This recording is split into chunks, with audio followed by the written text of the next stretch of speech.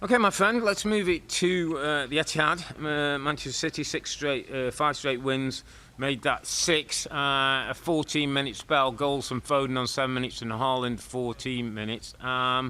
Same old business, really. I mean, the one disappointment for City will be sort of really out of character for Rodri, Rob. 46 minutes on the clock, goes face-to-face with Gibbs-White, and then inexcusably puts his hands around the neck. Now, how much contact he made, how much he goes down, we don't know, but the moment that happens, there's only going to be one outcome. That's a red card. He misses 3 games.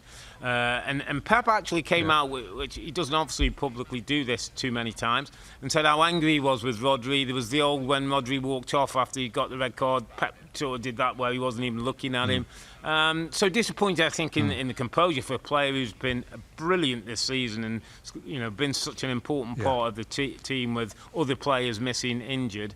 But same old City, Rob, get the job done, kill you off with a couple of goals. I thought Forest gave an half-decent account of themselves. They were set up with a back, I think it was back 5, didn't they? They went Forest to try and deal with 5-4-1 almost, to try and deal with City's possession and things, but they find a way, Rob, and Matheus Nunes is a player who's, you talk about recruitment, comes in, and I'm going to go back to my old statement, mate, that I love plug and play. Plug and play, my friend. You bring him into the team, you plug him in, and he plays. Totally. I know. It's unbelievable, mate.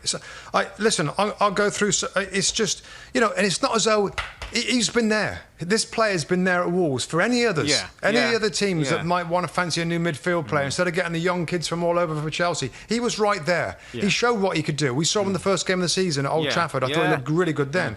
Let me just run through. Let me just talk on recruitment, Rob. Let me just run through. So it's Cheeky Bagheerstein, isn't it? The director of football at Manchester City. Over the last 4 or 5 years, I'm going to chuck him in now. Doku. Matheus Nunes, Gvardiol, Kovacic, Haaland, Akanji, Phillips. Okay, Phillips maybe hasn't done brilliant for them. Calvin Phillips.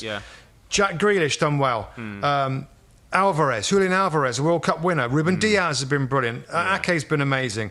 Of course, Haaland, Riyad Mahrez, Cancelo. Maybe Cancelo hasn't done well. That's a lot of high-priced players that have done really well, and it makes all the difference in the world. If you spend a lot of money, not only are you getting the immediate benefit of that spend, but for a decade. And that's what Chelsea have done in the past. The teams have been built before. It's been on the back of great recruitment, and then there they are. They ain't going to go anywhere probably. And you have them, and United have them, and Man City's recruitment, and it did got me thinking with the Matheus Nunes from Wolves. I'm like, he looks so comfortable on the ball, and Kovacic looks really good. Maybe it's easier going to Man City, that the team's so grooved. But there's a lot of expensive players that have been excellent signings for this team that continue to flourish, and it's a testament to not only Pep, but it's Cheeky, his director of football that he references many times, and the way that they've spent. Listen, it has been big money, and there's still the investigation. Before everybody we know that, right? That from years on. And we'll address that when it comes. And we'll wait. We'll wait for that kind of verdict, if you like. But the actual players that the money brought in, they have done really well, and it's excellent recruitment. And this was a game, Rob, that I just thought, God, they don't have to look good, Rob, and they're still without De Bruyne, John Stones, Bernardo Silva, Kovacic. Not often does City have that many injured players. Grealish is back on the bench, and that's an interesting one, Rob. Let me throw it to you. Jeremy Doku, who looks really, really good. Proper winger. Does Grealish come back in on the left side for him? Well, Pep called him a proper winger, Rob, which makes me think, if I'm Jack, I'm thinking, so I'm not proper. I'm a winger, but not. I mean, competition for places, also, of course, there's so many competitions, Rob. I don't think it's going to be it. But this Doku brings another option with that pace, Rob. Can go inside and outside. He's got blistering pace where Jack's got good ability and football IQ. This guy can just knock it past you and cause you a problem. So, there's going to be good options for Pep. Just want to add to what you've said as well, because I think it's important we talk about it. Academy as well, my friend, at Manchester City. Let's not forget Phil Foden, who's a world-class player. let's not. Rico Lewis, who's just signed a long contract, will come into the team. Cole Palmer, who maybe for whatever reason didn't quite make it. You sell him for 50-odd million. I watch a little bit and keep an eye a little bit around Man City. There's players out on loan a number of places, Rob, who are learning the trade. Yeah. There's a good academy. There's one or two kids in the academy who are special, who they're developing. So, beyond the money and all that, there's a right kind of focus on the academy that's coming in, and I think that's a really important part for Man City as well. I think the criticisms of Chelsea back in the past, and it is a bit different now, was that it was just bought success and everybody was coming. This Man City team also, Pep leaves a little spot for academy players to come in as well. Yeah, good point. It's a really good point. And you look around the Premier League, Rob, at other teams, and some of those, I mean, some of them have gone on loan, some of them are sold. Yeah. I look at McAtee for Sheffield United. Yeah. I know it was a terrible day for Sheffield United. We'll chat about him in a second. But, McAtee looks like a player. Chelsea Palmer going into that club. So it's not, but obviously developed for their own team, but also they've got good money back, and that helps obviously the net spend and everything else. Not that they should be selling all their academy products, but it's kind of nice when you can develop your own and make good signings as well. So, City throughout the club. Let me ask you just one more on the signings thing, Rob, because it's interesting to me, because you talk about Nunes, and Nunes come in and, as you say, just looks like, I saw him playing he played Champions League, didn't he, midweek, and then he's got his first Premier League start at the weekend. But would I be right in saying if they'd signed Paquetá, was Paquetá ahead of Nunes? Or were there two different? Because remember the Paquetá thing, then the betting thing came out and the investigation, and City moved their focus and went to Wolves. I'm wondering, was it an either or? And if so, would Paquetá have come in? I mean, Paquetá is a footballer, and you think, but he's a different profile to Nunes, isn't he? A little bit different profile, Rob. Good question. I think it's either or, isn't it? I don't think you. I think they are very similar. I feel like Nunes is more. He's got more defensive fire in his belly. He can. He's more durable. I feel like he's kind of rubbery. He gets his foot in there really well. I think he's a little bit more reliable on the ball. I think Paquetá's a little bit more flicky and a little bit more flamboyant. I mean, I like both players. I really, really like. But I think, maybe I just think they are very similar, Rob. Though I like, for what City need, I kind of like Nunes, given that Gundogan's left the club and is more of a central midfield player more than a. I feel like Paquetá's a bit more of a 10. Yeah, like a Silva than or Nunes is.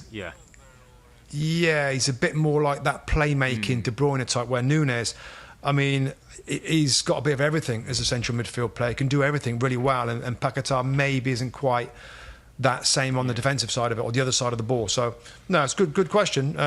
But I kind of think, and you're seeing it now, aren't you? And this is where there are there's good players in other teams. It's just trying to find them and who might work for your system. And I think it's a really, really good pickup for Man City again.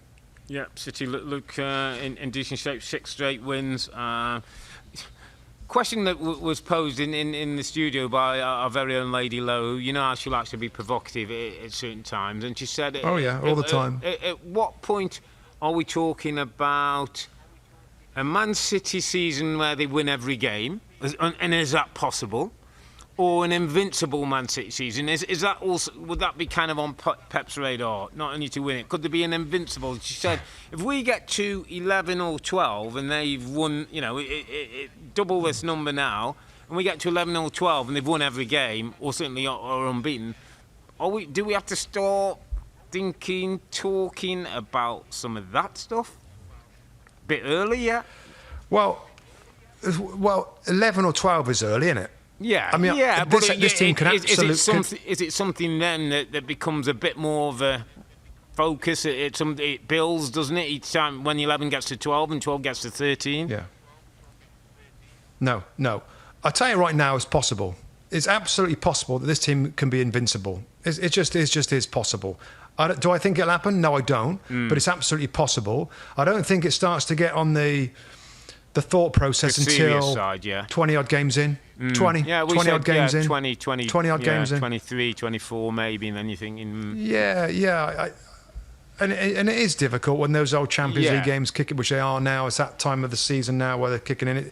It is going to be difficult. But if you told me at the end of the season they went without losing a game, it's absolutely possible. But again, it's such a difficult thing to do. Yeah.